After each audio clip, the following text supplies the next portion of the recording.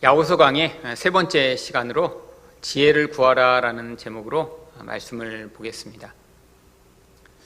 제가 중고등학교 시절에 아주 좋아하던 성경 구절이 있다면 바로 오늘 1장 5절에 누구든지 지혜가 부족하거든 모든 사람에게 후히 주시고 꾸짖지 아니하시는 하나님께 구하라 그리하면 주시리라 라고 하는 이 말씀이었습니다. 왜냐하면 열심히 이 구절을 잘 믿으면, 그리고 흔들리지 않고 요동하지 않으면 하나님이 약속하신 대로 지혜를 주셔서 공부를 더 잘하게 될 것이라고 오해를 했던 것이죠. 하지만 제가 그렇게 믿었건 믿지 않았던 간에 이 말씀은 학교에서 더 공부를 잘하게 된다라고 하는 그런 의미의 지혜를 구하라 라는 말씀이 아닙니다. 도대체 어떤 지혜를 구하라 라고 이야기를 하는 것인가요? 성경에서 지혜는 아주 중요한 그런 주제입니다. 성경에 지혜라는 단어가 몇 번이나 나올 것이라고 생각을 하세요? 100번이요? 한 200번쯤 나올까요? 430번이 넘게 나옵니다. 여러분, 성경에 400번이 넘게 나오는 이런 단어가 몇 개 되지 않습니다. 사람 이름, 반복되는 그런 이름만 그렇게 많이 나오죠. 그 외의 주제 가운데 이렇게 많이 나오는 주제는 별로 찾아보기 어렵습니다. 결국 이 지혜가 성경의 아주 중요한 주제임을 알 수 있죠. 그런데 이 지혜가 가장 먼저 성경에 등장하는 부분이 바로 창세기 3장 6절입니다. 여자가 그 나무를 본즉 먹음직도 하고 보암직도 하고 지혜롭게 할 만큼 탐스럽기도 한 나무인지라. 하와가 선악과를 보았을 때 그 선악과가 지혜롭게 할 만큼 탐스럽다라고 이야기를 합니다.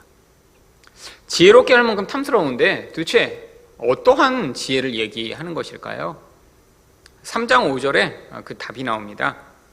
너희가 그것을 먹는 날에는 너희 눈이 밝아져 하나님과 같이 되어 선악을 알 줄 하나님이 아심이니라. 바로 여기서 하와가 보았을 때 지혜롭게 할 것 같다라고 했던 그 지혜는 바로 하나님처럼 되는 그러한 길을 알려주는 것입니다.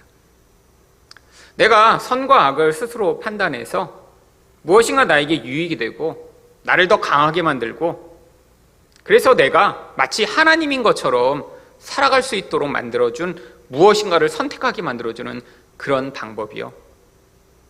바로 이게 세상 사람들이 생각하는 지혜죠. 여러분, 세상 사람이 무엇인가 결정할 때 사실 전부 다 지혜가 부족하다고 여깁니다. 왜냐하면 무엇인가 중요한 결정일수록 그런 결정이 후일에 자기에게 유익이 될지 아닐지 미리 잘 아는 것이 참 어렵거든요. 여러분, 무엇인가 내가 이렇게 유익을 얻을 수 있는 그런 길을 지혜라고 할까요? 여러분, 그래서 사람들은 아주 중요한 결정일 때는요 굉장히 고민을 합니다. 특히 하나님께 그 답을 요구하는 경우가 많죠. 배우자를 선택할 때 내가 이 사람이랑 결혼해서 좋은 결과가 없고 나에게 유익이 주어지기를 원하는데 혹시 잘못 선택할까 봐 걱정하는 경우가 굉장히 많죠. 여러분, 그런데 사람들이 이렇게 걱정해서 정말 좋은 선택을 하기 위해 얻기를 원하는 그 지혜는 성경이 얘기하는 지혜와는 사실 관계가 없습니다. 바로 하와가 자기를 지혜롭게 만들 것처럼 생각했던 지혜와 전혀 다른 게 아니죠. 나를 하나님처럼 만들 수 있는 바로 그 길을 찾는 것이니까요. 그러니까 참 지혜는 오히려 하나님을 하나님으로 인정해드리고, 그래서 나는 하나님이 아니지만 하나님의 선택을 그대로 받아들일 수 있는 바로 그 길이 성경적 지혜의 길인 것입니다. 성경에서 지혜가 무엇인가 알기 위해서는 그래서 지혜라고 하는 단어를 가장 많이 사용하고 있는 바로 잠언을 가서 살펴보아야 합니다.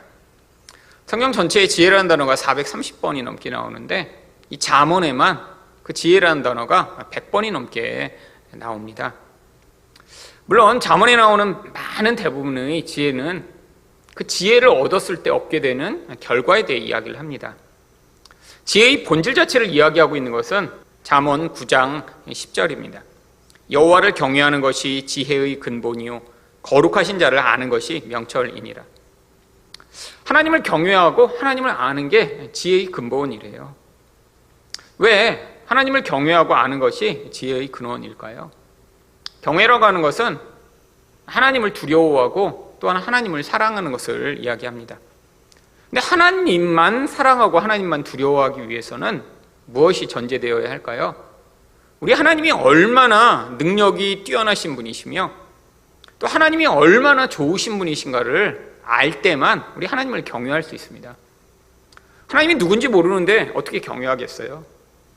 사실 하나님을 알지 못하면 하나님을 경외하기보다는 사람을 두려워하고, 아니 돈을 좋아하며 결국 하나님을 대체한 다른 것을 의존하게 되어 있고 다른 것을 두려워하게 되어 있죠. 결국 그래서 이 암과 경외는 같은 것입니다.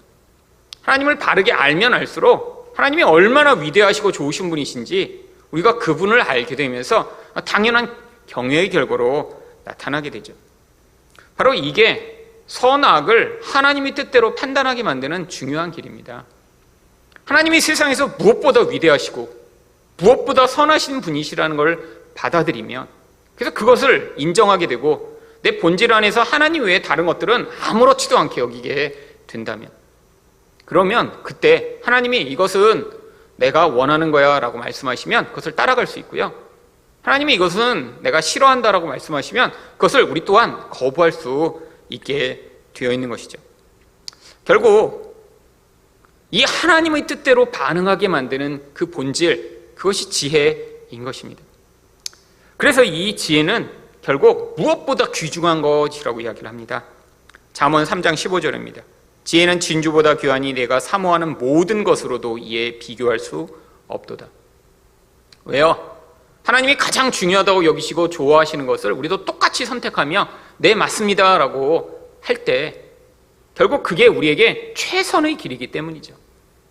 우리 인생 가운데 벌어지는 수없이 많은 문제들은 하나님이 중요하다고 생각하시지 않는 것을 우리가 중요하다고 여기면서 붙들고 있는 데서 벌어집니다. 하나님은 돈을 의존하지 마, 내가 더 돈보다 강해 라고 얘기하시는데, 어떤 사람은 돈을 포기하지 못하는 사람이 있어요. 어떤 사람은 너를 높이려고 그렇게 몸부림치지 마, 네가 그렇게 높아지고 네가 멋져지는 거 별로 중요하지 않아 라고 얘기하시는데, 근데 어떤 사람은 그 하나님의 말씀보다 결국 자기 자신이 너무 중요하기 때문에 결국 포기하지 못하는 경우 굉장히 많습니다. 결국 인생의 굉장히 많은 문제가 이 하나님의 지혜를 받아들이지 못하고 내가 중요하다고 생각하는 것을 끊임없이 추구하는 데서 있습니다. 하나님 보실 때는 그게 미련한 것이죠. 우리가 그렇게 중요하다고 붙들고 있는 것, 그게 우리에게 진짜 생명을 주지 못하는데 그걸 붙들고 있다니요. 마치 어린아이가 부모가 더 좋은 걸 주려고 하는데, 아니 나쁜 것을 붙들고 떼를 부리고 울고 그러면서 포기하지 못할 때 우리가 그 아이들을 바라볼 때의 모습이요. 그래서 이 지혜는 생명과 동일시됩니다. 잠언 3장 18절입니다. 지혜는 그 얻은 자에게 생명나무라, 지혜를 가진 자는 복되도다. 결국 하나님이 선이라고 얘기하시는 것을 받아들이고, 네, 다른 거 필요 없습니다, 저는 하나님이 좋다라고 하시는 것, 그것만 제가 믿고 받아들이겠습니다 라고 할 때 그게 우리에게 생명을 가져다 준다라고 하는 것입니다. 결국 지혜란 게 무엇인가요? 구약성경이 창세기부터 계속해서 이야기하는 지혜는 하나님의 선을 선으로 받아들여 그것만 중요하게 여기며, 그래서 그 하나님의 뜻대로 선택할 수 있는 바로 그 길을 지혜라고 이야기하는 것이죠. 그런데 인간적으로 이게 좋은 것 같아, 이게 나에게 유익이 되는 것 같아 라고 선택하는 그 모든 것, 그것과 하나님의 지혜는 너무 차원이 다릅니다. 그래서 하나님의 지혜를 로마서 11장 33절은 무엇이라고 얘기하나요? 깊도다 하나님의 지혜와 지식의 풍성하며 그의 판단은 헤아리지 못할 것이며 그의 길은 찾지 못할 것이로다. 여러분, 인간은 하나님이 좋다라고 하는 것을 받아들일 수 없다라고 하는 것입니다. 여러분, 개미가 좋은 것과 인간에게 좋은 것 차이가 너무 크죠. 마치 개미에게 실제로 이게 진짜 좋은 거라고 아무리 우리가 설득하려고 해도 개미가 받아들일 수 없는 것처럼, 마치 하나님이 좋은 것, 하나님이 선이라고 여기시는 그 지혜의 길과 인간이 이건 참 좋은 것 같다라고 생각하는 그 길이 너무 차이가 나서 인간이 도대체 이해할 수 없다라고 하는 것이죠. 그래서 고린도전서 1장 21절은 하나님의 지혜에 있어서는 이 세상이 자기 지혜로 하나님을 알지 못하므로. 여러분, 인간은 절대로 하나님이 그래서 지혜라고 여기시는 것을 받아들일 수도 알 수도 없습니다. 여러분, 그래서 하나님이 어떻게 하시냐면 이 지혜를 바로 우리에게 선물로 주십니다. 결국 성령을 통해 우리의 죽은 영이 살아나야지만 하나님이 선이라고 여기시는 그것들을 네, 그게 좋은 거였군요. 이전엔 제가 생각하지도 못했는데 와, 그게 좋은 거였네요? 라고 받아들일 수 있는 그런 놀라운 은혜가 생긴다는 것이죠. 그래서 고린도전서 1장 24절은 오직 부르심을 받은 자들에게는 유대인이나 헬라인이나 그리스도는 하나님의 능력이요 하나님의 지혜니라. 여러분, 바로 이렇게 하나님이 가장 지혜라고 여기시는 것, 그래서 그제서야 우리에게 알려주시는데 그게 바로 예수 그리스도라고 하는 것입니다. 여러분, 세상은 이걸 받아들일 수 없대요. 왜요? 세상의 지혜로는 그 예수가 아무 쓸모없는 거예요. 여러분, 예수 믿는다고 돈이 되고 병이 났고 그것으로 나의 성공과 유익을 바란다라고 생각하는 사람들, 그건 하나님이 예수를 통해 주시고자 하는 참된 유익을 전혀 받아들이고 있지 못한 것이죠. 여러분, 그래서 이 예수가 하나님의 지혜인데, 바로 하나님의 지혜의 결정체인데, 이 인간적 차원에서는 이 예수가 정말 그렇게 하나님이 중요하게 여기신다라고 하는 사실을, 우리에게 있어서 그분이 생명이라는 사실을 받아들일 수 없다라고 하는 것입니다. 그런데 심지어는 골로새 2장 3절을 보시면 그 예수님 안에 무엇이 담겼는지 이렇게 얘기합니다. 그 안에는 지혜와 지식의 모든 보화가 감추어져 있느니라. 잠언이 표현하던 것과 유사한 표현이죠. 바로 그 예수님을 보물인데 그냥 보물 자체가 아니라 그 안에 온갖 종류의 보물이 가득하대요. 여러분, 사실 이 예수 그리스도가 하나님이 기뻐하시는 그 지혜의 궁극적 목적이며 우리에게 주시고자 하는 가장 좋은 것이라고 하는 사실을 받아들이게 되는 것, 이게 바로 성경이 얘기하는 지혜라는 것입니다. 그런데 문제가 있습니다. 이것을 받아들이기 위해서는 우리 인간적 차원에서 우리가 뭘 비교하고 생각하고 고민하고 노력을 해서 받아들이는 게 아니라 바로 하나님의 은혜가 아니면 절대로 그렇게 할 수 없다는 거예요. 여러분, 그래서 고린도전서 1장 18절에 십자가의 도가 멸망하는 자들에게는 미련한 것이요 구원을 받는 우리에게는 하나님의 능력이다라고 이야기를 합니다. 여러분, 바로 그 예수 그리스도를 드러내는 그 본질, 세상에서는 그 예수 그리스도가 그래서 별로 좋은 것으로 여겨지지 않아요. 아니, 예수 그리스도가 좋다라고 생각하는 그런 사람들은 그 예수 그리스도의 본질 안에 감춰있는 그 십자가를 지금 오해하고 있는 것이죠. 아니, 사람들이 예수 믿으면 뭔가 좋은 일이 일어난다고 교회에 올 때 있었습니다. 근데 그들은 지금 예수 그리스도의 본질을 오해하고 있었던 거예요. 예수 그리스도의 본질은 어디에서 드러났나요? 바로 우리가 볼 때 가장 참혹하게 보이는 십자가에서 드러났습니다. 세상에서 사람들이 지혜롭고 멋지다고 여기는 것은 뭐죠? 바로 창세기에서 하와가 지혜롭게 할 만큼 탐스러운 그 선악과를 선택했던 이유요, 하나님처럼 만들어줄 수 있을 것 같은 것. 내가 그걸 선택하면 나에게 유익이 되고 뭔가 문제가 해결되고 병이 있으면 병도 낫고 자식이 학교를 못 가면 학교도 가고, 아니 배우자를 선택 못하면 그 배우자도 잘 선택하고, 그래서 뭔가 손해보지 않게 만드는 그런 것, 이게 세상 사람들은 지혜라고 하는데 하나님은 십자가에서 바로 그 십자가의 길이 우리에게 최선의 하나님이 주실 수 있는 좋은 것이라고 이야기를 하시죠. 그 십자가가 뭐죠? 우리도 그 예수처럼 살자는 거예요. 이 땅에서 나의 유익을 최대한 추구하지 말고 그것들을 포기해 나가는 삶이요, 나의 욕심을 내려놓는 것이요. 여러분, 근데 그게 쉽지 않습니다. 세상에 그래서 예수를 보니까 너무 하찮아 보이는 거예요. 예수가 우리에게 유익을 줄 것처럼 생각할 땐 그래서 교회에 사람들이 많이 모여들지만, 예수를 믿는 게 손해가 되고 예수를 믿는 게 별로 내게 내 눈에 보기에 좋은 것을 주지 못할 때는 사실 사람들이 몰려들지 않습니다. 여러분, 이게 심각한 것이죠. 여러분, 근데 하나님이 어떤 일을 하세요? 우리도 다 똑같은 자들입니다. 눈에 보이는 나의 유익이 되는 것만 그건 지혜로운 것 같다, 좋은 것 같다라고 늘 선택하던 우리였는데, 바로 그런 무리들 가운데 하나님이 성령으로 눈을 뜨게 만드셔서 바로 옛날에는 내가 전혀 좋지 못하게 생각하던 그 좋은 것들을 이제 그것도 좋은 거구나라고 받아들이게 만드시고, 결국에는 그것만이 유일하게 나에게 가장 좋은 선택입니다라고 하기까지 우리를 이끌어 가시는 그 은혜요. 하나님이 근데 그렇게 하시는 이유가 있습니다. 고린도전서 1장 27절부터 29절입니다. 그러나 하나님께서 세상의 미련한 것들을 택하사 지혜 있는 자들을 부끄럽게 하려 하시고, 세상의 약한 것들을 택하사 강한 것들을 부끄럽게 하려 하시며, 하나님께서 세상의 천한 것들과 멸시받는 것들과 없는 것들을 택하사 있는 것들을 폐하려 하시나니, 이는 아무 육체도 하나님 앞에서 자랑하지 못하게 하려 하심이라. 여러분, 세상에서 좋은 것의 리스트가 나옵니다. 어떤 거요? 보세요. 난 똑똑해. 머리 좋아. 나는 강해. 나는 사람들에게 인정받고 인기가 있어. 나는 부자야. 세상에서 사람들이 좋은 거라고 선택하는 것들이요. 그래서 그걸 가진 자들은 스스로 나는 이렇게 괜찮은 사람이야 라고 스스로 하나님인 것처럼 착각하는 그런 것들이요. 근데 하나님이 그런 자들이 아니라 그런 것들 말고 나는 나약하고 나는 아무것도 아닌 잔데라고 하는 자들 가운데 바로 그 십자가의 놀라운 능력을 더하셔서 예수 그리스도로 말미암아 이분이 우리의 유일한 보물이구나라는 사실을 깨닫게 한 자들을 통해 하나님이 하나님 나라의 능력을 보여주시고자 하신다는 것이죠. 물론 이 땅에선 그게 증명이 되지 않을 수도 있습니다. 괜찮아요. 여러분, 이 땅은 영원한 하나님 나라를 위한 짧은 과정에 불과하기 때문이죠.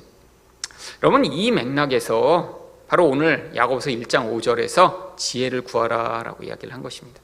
5절 말씀에 너희 중에 누구든지 지혜가 부족하거든 모든 사람에게 후히 주시고 꾸짖지 아니하시는 하나님께 구하라. 그리하면 주시리라.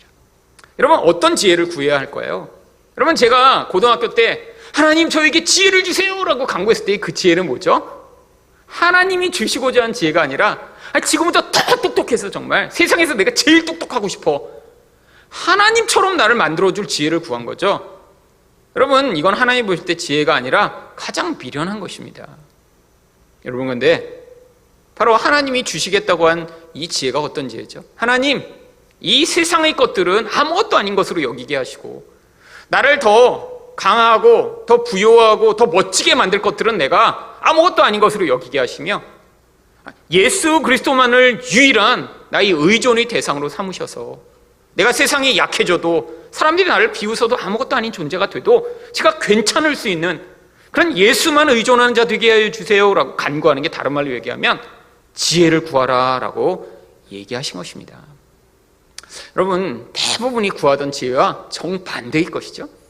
놀라운 사실은 우리가 엉뚱한 거를 간구했어도 하나님이 그 기도에 응답 안 하시고 그냥 하나님의 뜻대로 인생 가운데 이루어 주신다라고 하는 사실이죠.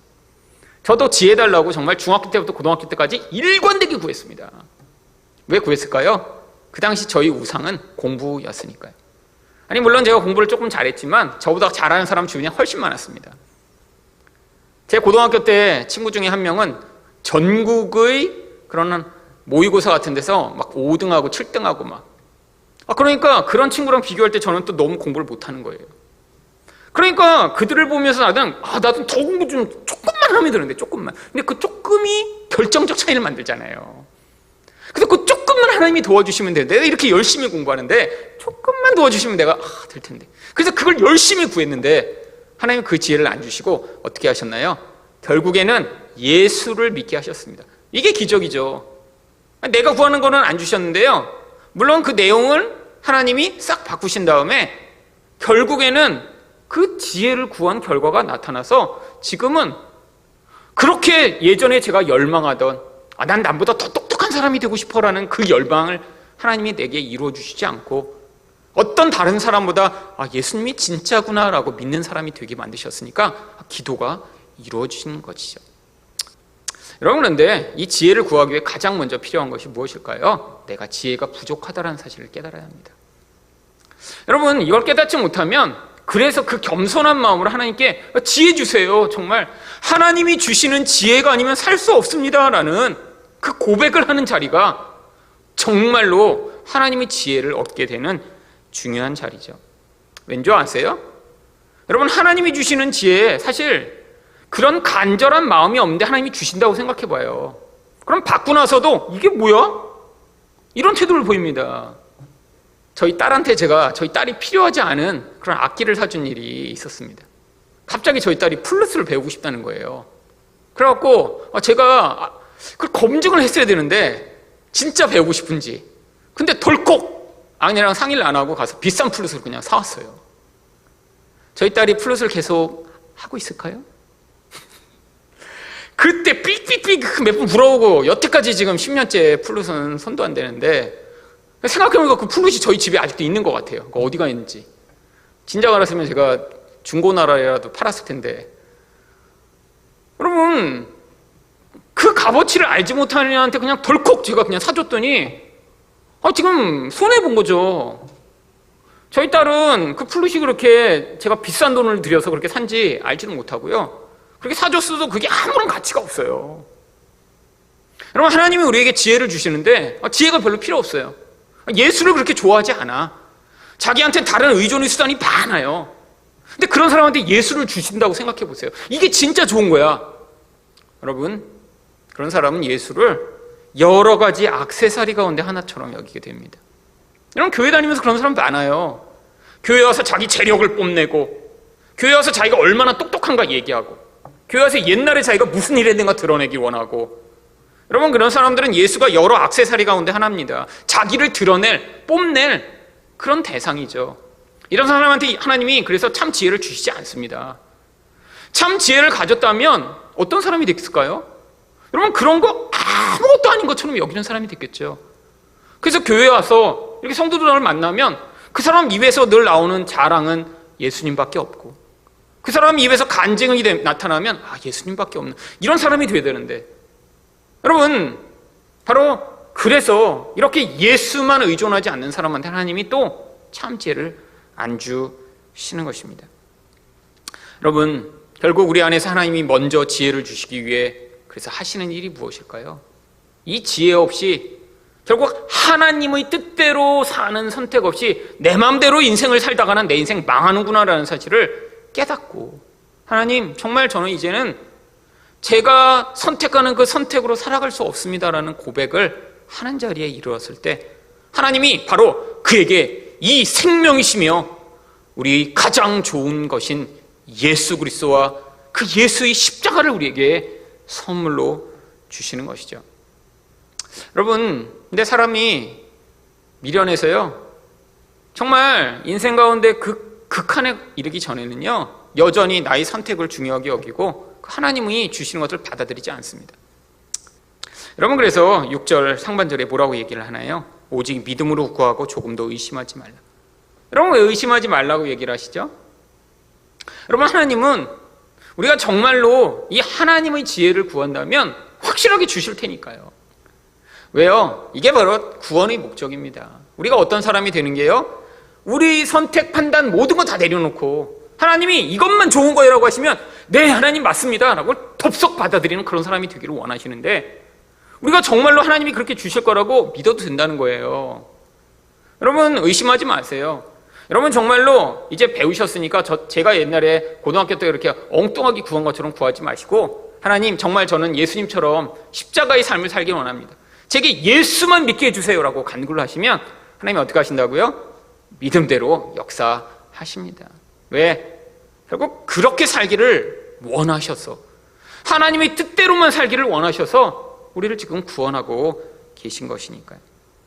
6절 하반절부터 8절까지 의심하는 자는 마치 바람이 밀려 요동하는 바다 물결 같으니 이런 사람은 무엇이든지 주께 얻기를 생각하지 말라.